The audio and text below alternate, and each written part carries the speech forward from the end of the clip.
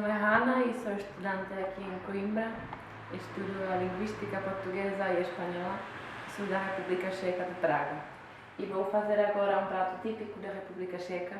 Como eu sou vegetariana, não temos muitos pratos típicos vegetarianos, mas temos um que se chama bramboraki, que é tipo uma tortilha de batatas.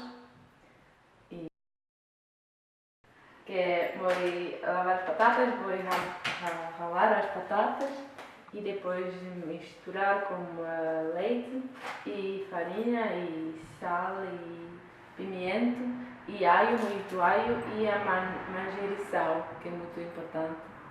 E depois vou fazer tortilhas e vou fritar e já está.